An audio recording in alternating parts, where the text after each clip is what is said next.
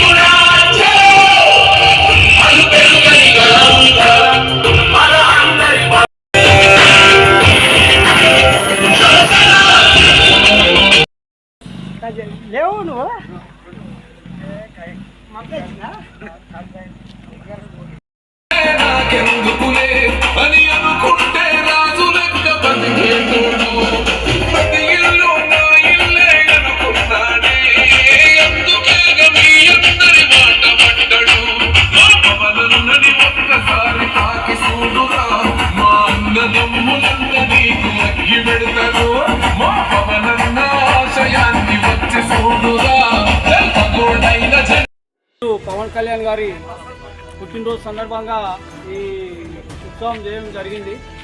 మేము మాట్లాడేది ఒకటే, మన గ్రామస్తులకు, మహిళలకు, నాతోటి మిత్రులకు ప్రతి ఒక్కరికి ప్రత్యేక ధన్యవాదాలు తెలుపుకుంటున్నాను.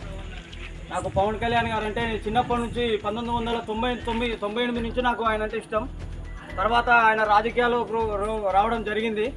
అప్పటి నుంచి ఆయన వ్యక్తిత్వం, ఎందుకంటే నేను ఈ చేయడానికి నాకు డబ్బులుండి ఎక్కువ చేస్తలేను, నాకు ఏదో 10 మంది చూపించుకోవాలని చేస్తలేను. నేను చేసేది ఒకటే, ఎందుకంటే ఆయన ఒక నిస్వార్థమైన మనిషి. రాజకీయంలో మీకు అందరికీ తెలుసు, ప్రతి ఒక్కరి గురించి ఆయన సొంత డబ్బులు, సినిమాలు పక్కన పెట్టి ప్రజల కోసం పనిచేసే వ్యక్తి. అలాంటి వ్యక్తి రాజకీయాల్లో ఉండడం నాకు ఇష్టం.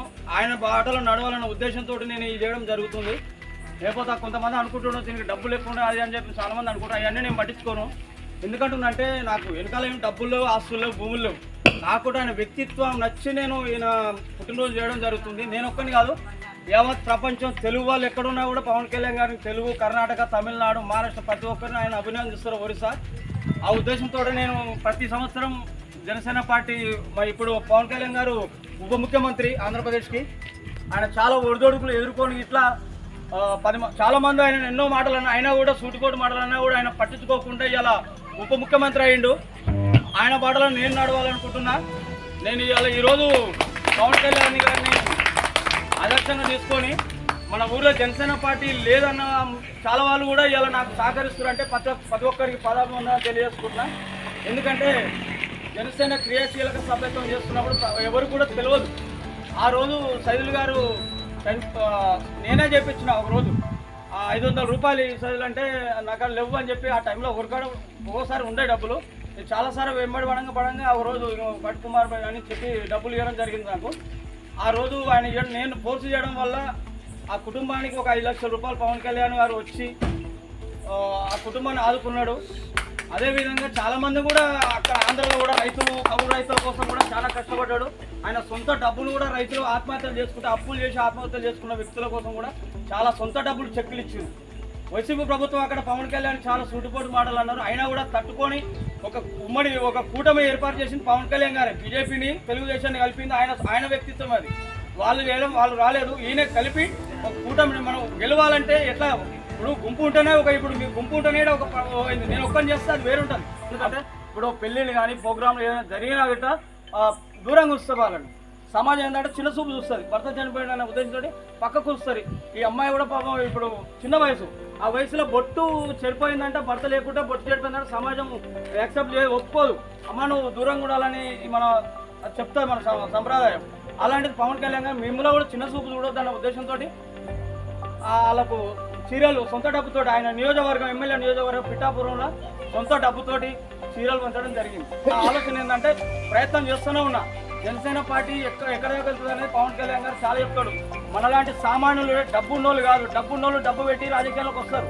సామాన్యులు నిలదొక్కుని రాజకీయాలకు వచ్చి 10 మంది కోసం పనిచేయాలన్న ఉద్దేశంతో పవన్ కళ్యాణ్ చెప్తుంటాడు. ఆయన ఉద్దేశంతో ఆయన పాటలనే నడుస్తాను, నా ప్రాణం ఉన్నంత వరకు కూడా గోకాశకి వెళ్ళే ఆయన ఉద్దేశంతో నన్ను ఎంతమంది అనుకున్నా నాకు సంబంధం లేదు. నేను మాత్రం ఒకరికి చెడు మాత్రం చేయను. ఈ మట్టి సాక్షి చెప్తున్నా, మట్టిలో కలిసేంత వరకు ఒకరికి చెడు చేయాలి.